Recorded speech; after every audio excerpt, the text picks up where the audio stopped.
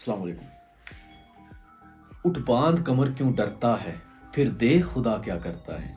مجھے بہت سارے لوگوں کے ٹیکسٹ آ رہے تھے اسٹوڈنٹس کے کہ فیلئر کے اوپر آپ ویڈیو بنائیں، فیلئر کے بارے میں گائیڈ کریں۔ سب سے پہلے تو میں آپ کو ایک بات بتانا چاہوں گا کہ کوئی بھی کامیاب انسان تب تک کامیاب نہیں ہوتا جب تک وہ ناکامی کا منہ نہ دیکھ لے۔ اور ایک اور بات یاد رکھیں کہ ناکامی اور ہار نام کی کوئی چیز ہوتی نہیں ہے، کیونکہ آپ کبھی ہارتے ہی نہیں ہیں۔ کیونکہ یا تو آپ جیت جاتے ہیں یا پھر سیکھ جاتے ہیں، اور جب آپ سیکھ جاتے ہیں نا تب آپ جیت جاتے ہیں۔ کہ جب تک آپ سیکھتے نہیں تب تک آپ جیتتے نہیں ہیں۔ تو آج میں آپ کے سامنے 4 پوائنٹس رکھوں گا ایسے جن میں آپ کے سوالوں کے جواب بھی ہوں گے اور آپ کے سوال بھی ہوں گے کہ کیسے آپ فیل ہونے کے بعد دوبارہ سے سکسیسفل بن سکتے ہیں۔ سب سے پہلا سوال یہ آتا ہے کہ آخر ہم فیل ہوتے ہی کیوں ہیں، کہ ہم آج کا کام کل پر ٹال دیتے ہیں۔ اب کیسے؟ ابھی دیکھیں، چھوٹا سا کام ہے، مثال آپ سبق کی لائنوں سے لے لیں۔ 10 لائنز آج مجھے ملی ہیں کہ 10 لائنیں آپ نے یاد کرنی ہیں، تو میں کیا کروں گا، یار چھوڑو یار، 10 لائنیں ہیں کل کرتے ہیں۔ وہ کل پھر 20 ہو جائیں گی، اور اس طرح کرتے کرتے 30 40 50 60 اور پوری کی پوری بک آ جائے گی۔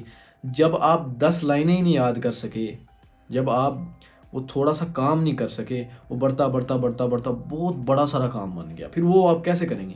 اور یہ سب سے بڑی ٹال مٹول والی جو عادت ہے، یہ آپ کی ناکامی کی سب سے بڑی وجہ ہے۔ جو آپ کو کام آج ملا ہے نا، اس کو آج نپٹانے کی کوشش کریں، یہ اس کا حل ہے، بہترین حل یہ ہے۔ اب دوسری چیز کیا آتی ہے، چلیں ٹھیک ہے، آپ اور بھی 100 مسئلے ہوتے ہیں، آپ فیل ہو گئے۔ وہ اصل معاملہ فیل ہونے کے بعد شروع ہوتا ہے۔ آپ کے گھر والے، آپ کے رشتہ دار اور آپ کے جاننے والے، وہ تانے مینے، باتیں، چگلیاں فضول قسم کی آپ کو سننے کو ملتی ہیں، ڈی گریڈ کرتے ہیں۔ اس کی وجہ سے آپ سٹریس میں چلے جاتے ہیں، پریشانی میں چلے جاتے ہیں۔ وہ جو پریشانی میں انسان جاتا ہے نا، اب ایک ذرا سا یہ حقیقت ہے، اس طرح ہوتا ہے بہت سارے لوگوں کے ساتھ۔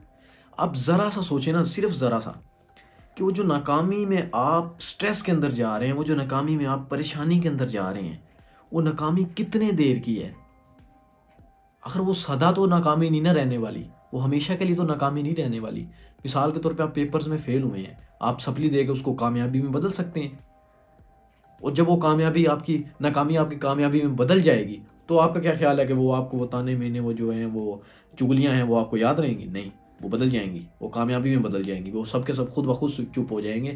تو آپ نے سب سے پہلے یہ یاد رکھنا ہے کہ یہ جو ناکامی ہے یہ عارضی ہے، اور مستقل کامیابی کے لیے آپ کو محنت کرنی پڑے گی، اور آپ جب کامیاب ہو جائیں گے تو وہ ساری کی ساری ناکامی جو ہوگی وہی آپ نے ایک بات نوٹ کی ہوگی کہ جو کامیاب لوگ ہوتے ہیں وہ کیا کرتے ہیں؟ وہ یہ کرتے ہیں کہ سب سے پہلے وہ جب کامیاب ہو کے ان کو کسی انٹرویو لیا جاتا ہے یا ان کو کسی سٹیج کے اوپر تقریر کے لیے کھڑا کیا جاتا ہے، وہ کیا کرتے ہیں؟ وہ سب سے پہلے اپنی انہی ناکامیوں کو سامنے رکھتے ہیں لوگوں کے سامنے کہ ہم یہاں پہ ناکام ہوئے تھے جی، ہم یہاں پہ ناکام ہوئے تھے، یہ ہوا تھا، وہ ہوا تھا۔ یعنی کہ ہر کامیاب انسان بڑے شوق سے اپنی ناکامیاں بتاتا ہے۔ تو ناکامی سے ڈرنا نہیں ہے آپ نے، یہ وہ ناکامیاں ہی ہیں جو آپ کامیاب ہونے کے بعد لوگوں کو بتائیں گے، جو آپ کی سٹوری کو انٹرسٹنگ بنائیں گی۔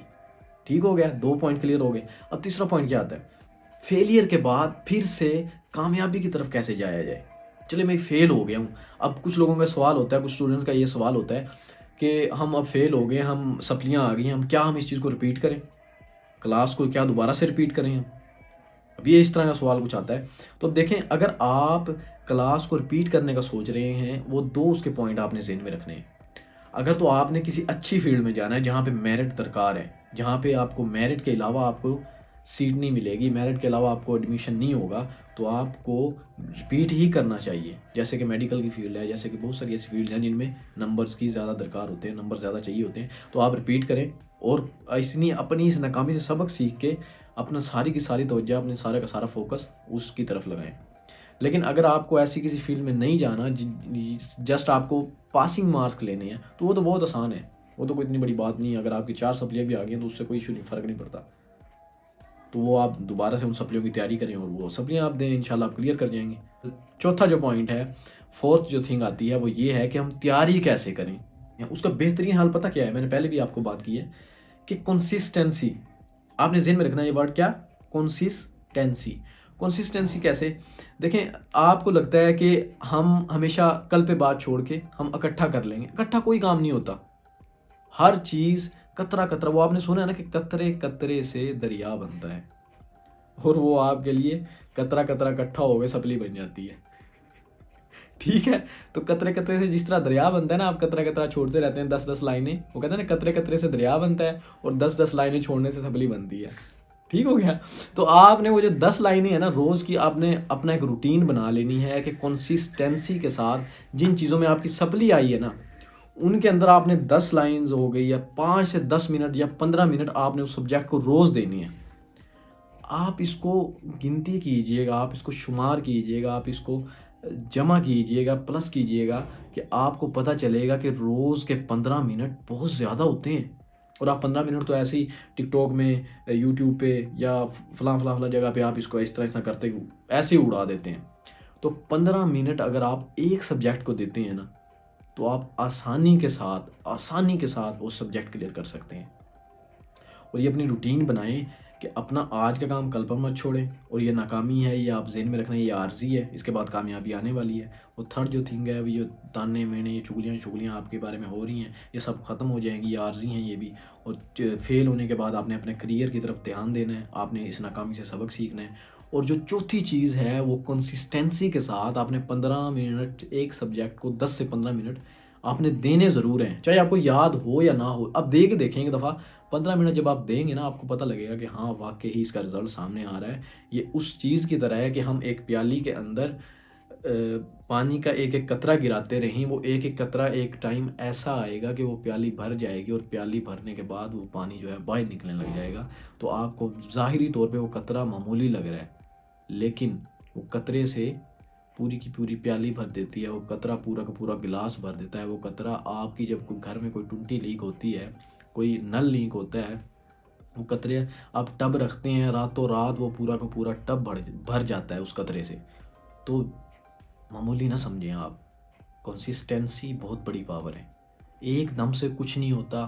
آپ سلولی کچھوے کی طرح چلنا سیکھیں، آپ کنسسٹنسی کے ساتھ چلنا سیکھیں، آپ انشاءاللہ کامیاب ہو جائیں گے. تو زندگی میں ڈیگریڈ مت ہوں، آپ اپنی زندگی میں ڈی موٹیویٹ مت ہوں. ایسے لوگوں سے جڑے رہیں جو آپ کو موٹیویٹ کرتے ہیں، جو آپ کو سراہتے ہیں، اور ایسے لوگوں سے دور رہیں جتنا ہو سکے.